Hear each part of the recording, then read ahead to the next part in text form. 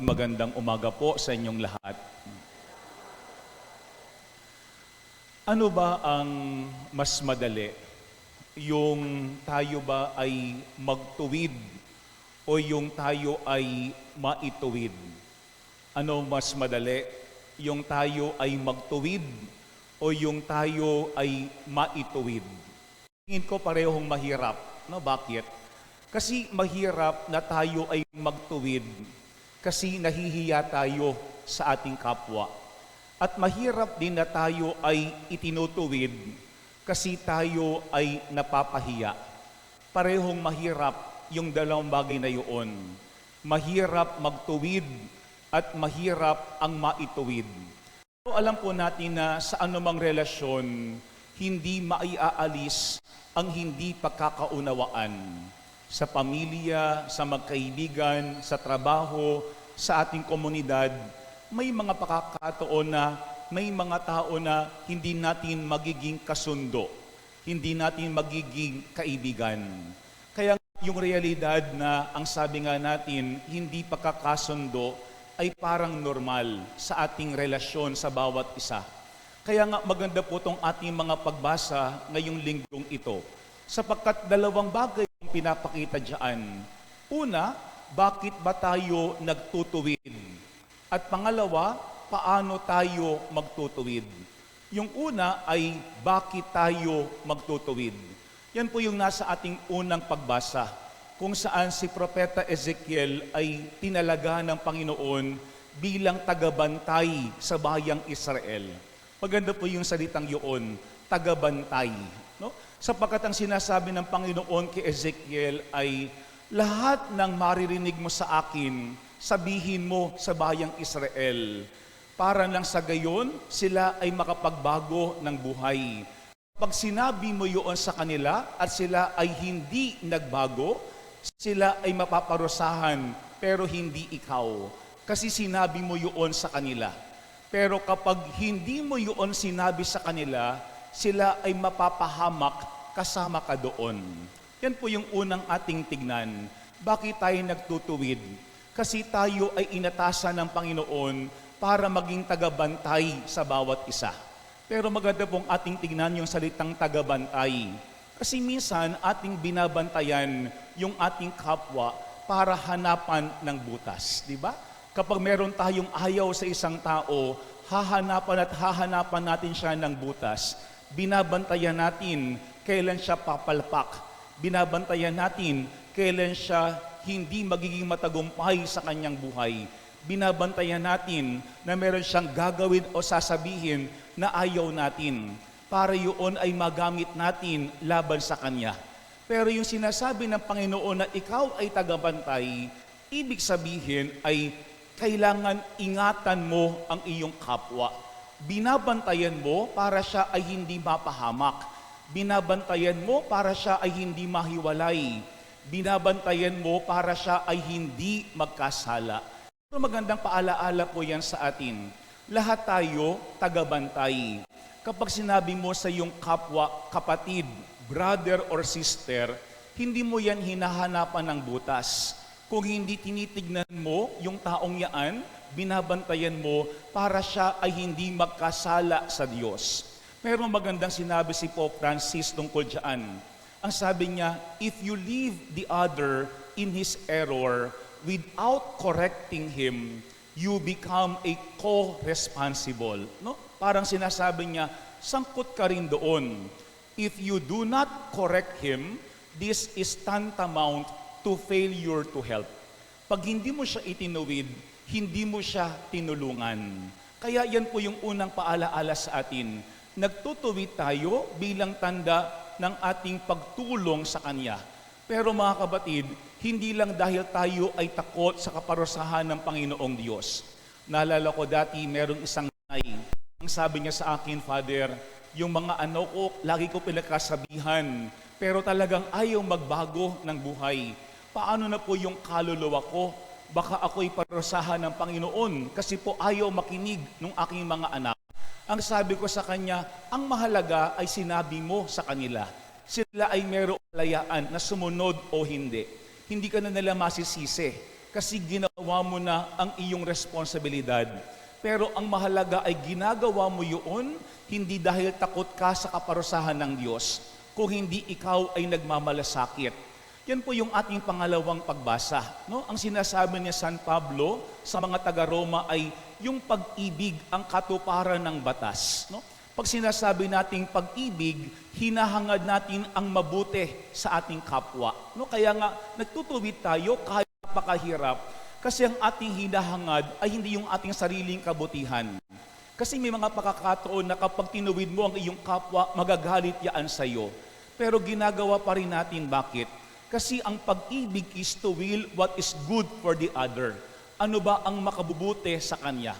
Kaya nga alam natin yung pakiramdam na meron tayong ginagawa na hindi tama, pero walang taong lumalapit sa atin. Walang taong nagtutuwid sa atin. Parang sinasabi sila'y walang pakialam sa atin. Naalala ko dati, meron kaming recollection ng mga pari. No? Meron sharing. Sa isang small group sharing, merong isang pari doon, ang sabi niya ay dumating sa punto na siya ay merong problema sa kanyang buhay. Pero ang sabi niya, maraming kapwa ko pare ang nakakaalam na meron akong problema. Pero ang nakakalungkot, walang lumapit sa akin para magtuwid. Mga kapatid, paalaala sa atin, nakakalungkot kapag meron tayong ginagawa na hindi tama, pero walang lumalapit sa atin para tayo ay pagsabihan. Parang sinasabi na sila ay walang pag-ibig sa atin, sila ay walang pakialam sa atin, tayo man ay mahulog o mahaligaw ng landas. Yan po yung unang ating tignan. Bakit tayo nagtuwid?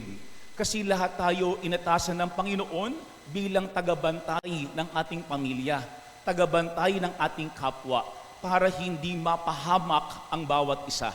Pero pangalawa mga kabatid, mahalaga po yung ating ebanghelyo kasi tinuturuan tayo paano magtutuwid. Very practical po yung ating gospel. No? 3 bagay yung paraan ng pagtutuwid ayon sa ating ebanghelyo. Yung una is take the initiative. Ikaw mismo ang manguna. Ikaw mismo ang lumapit. No? Sabi ng ating ebanghelyo, kung magkasala sa iyo ang iyong kapatid, puntahan mo siya at kausapin ng sarilinan. Yung pong salitang kapatid. No? Kasi ang unang kailangan maging maliwanag sa atin, kaya mo siya pinupuntahan, kaya mo siya itinutuwid, kasi kapatid ang turing mo sa kanya. No? Yun ang simula pa lamang. Kapatid ang tingin mo, kaya ikaw ay kumakausap at nagmamalasakit. Pero ang sabi, puntahan mo siya at kausapin. Kasi minsan, pinababayaan na lamang natin. No? Sinasabi natin, ay hayaan mo na lamang ng yung iba ang magtuwid sa kanya. Darating din ang panahon, mabapatid niya ang bagay na yaan. Maayos din niyaan sa takdang panahon. Pero mga kabatid, yung ating hindi pinag-usapan, yung ating hindi hinarap, yung ating hindi kinausap, hindi yan automatic magkakaroon ng solusyon. No? Kaya kailangan merong ginagawang hakbang at paraan. Pero ang sabi ng ating ebanghelyo ay kausapin mo siya ng sarilinan. No? Siguro magandang paalaala yan sa atin. When we talk of fraternal correction, it is something that is very personal, private, and not public. No? Ngayong panahon po ng social media, naipost mo na yung ayaw mo sa iyong kapwa bago mo nakausap mismo yung may katawan. Nag-rant na tayo tungkol sa ating kapwa, pero hindi natin nalapitan yung taong merong problema. Yan po yung unang paalaala sa atin. Tignan natin kung paano tayo lumalapit sa ating kapwa, kung paano natin kinakausap ng sarilinan ang taong merong problema dahil yung ating hangad ay maituwid siya at hindi mapahiya. Pero mga kabatid, realidad, hindi naman lahat nakikinig. No? Hindi naman lahat ay bukas sa pagtutuwid. Kaya nga sa ating ebanghelyo, merong pangalawang step. Ano ang pangalawang step?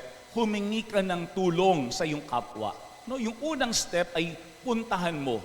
Pangalawa ay humingi ka ng tulong. Pero yan po yung second step. Kasi minsan yan po yung ating ginagawang first step, yung humingi ng tulong. Parang sinasabi natin, halika, tayo mismo ang kumuusap sa Kanya para alaman niya na siya ang mali, lahat tayo ay tama. No? Kapag ganoon, walang magiging pag-uusap. Pero ang sinasabi diyan ay humingi ka ng tulong para magkaroon kayo ng saksi. Ibig sabihin, para hindi maging bias, no? Para maging objective ang lahat ng bagay. Kasi may mga pakakataon, yung bukso ng ating damdamin at bukso ng damdamin ng ating kapwang tinutuwid ay napakataas. No? Kaya nga ang kailangan ay merong tagapamagitan. Yan po yung pangalawang punto ng ating ebanghelyo, humingi ng tulong. Humingi ng tulong para mas maging maliwanag ang lahat. Humingi ng tulong para mas maunawaan ang lahat ng bagay. Hindi para pagkaisahan ang tao na ayaw natin o merong problema sa atin. Pero maganda po yung huling bahagi ng ebanghelyo. Ang sabi, kung hindi pa siya makinig sa natitipong simbahan, ituring mo siya bilang hentil o isang publikano. Maganda po yung part na yun. Isang hentil o isang publikano. Kasi po yung sumulat ng ebanghelyo ay sino? Si San Mateo. Si Mateo ay dating publikano bago siya tinawag ni Jesus. Bago siya sumunod kay Jesus. Parang sinasabi diyan ni San Mateo, tignan nyo kung paano ako kinausap ni Jesus, kung ano yung ginawa sa akin mismo ni Jesus. No? Sapagkat ang ginawa sa kanya ni Jesus ay pinakitaan ng awa at habag. At yun ang nagpabago mismo kay Mateo. Kaya yan po yung pangalawang ating tignan, humingi ng tulong. Yung tulong para mas marami tayong magkaroon ng awa at habag sa ating kapwa. Pero pangatlo at panghuli, ipanalangin natin yung taong yun. Kasi kapansin-pansin na nagsimula yung ating ebanghelyo tungkol sa pakikipag-ayos sa ating kapwa. Pero bandang huli, ang sabi diyan, sinasabi ko sa inyo kung ang dalawa sa inyo dito sa lupa ay magkaisa sa paghingi ng anumang bagay sa inyong panalangin, ipagkakaloob ito sa inyo ng aking amang nasa langit. No? Parang sinasabi po ng ating ebanghelyo, huwag tayong susuko. Hindi man nating nabalik yung ating kapwa sa maayos na daan, pero ipanalangin natin yung taong yun. Kasi baka hindi tayo ang makapagbabalik sa Kanya, pero baka merong ibang gagamitin ang Panginoon. Yan ang pangatlong paalaala sa atin. Huwag tayong hihinto na ipanalangin ang ating kapwa. Kasi baka yung ating kapwa ay maibabalik ng ibang tao, at sa isang banda, sa pagtutuwid na iyon, baka tayo mismo ang merong pwedeng matutunan. Sa ating pong mga pagbasa ngayon, pinapakita na walang perpektong relasyon sa lupa. Kaya nga may mga pakakataon, naroroon ang hindi pagkakaunawaan. Pero dalawang bagay po ang dapat malinaw sa atin. Una, bakit tayo nagtutuwid? Hindi dahil tayo ay mas magaling sa ating kapwa. Hindi dahil wala tayong nagawang masama. Kung hindi dahil tayo ay tagabantay ng bawat isa at ginagawa natin yun bilang tanda ng pag-ibig at malasakit. Kasi meron tayong pakialam sa ating kapwa. At pangalawa, paano ba tayo magtutuwid? Kasi minsan maganda yung ating hangarin, pero baka hindi maayos yung ating paraan, kaya hindi nagtatagumpay yung ating pagtutuwid.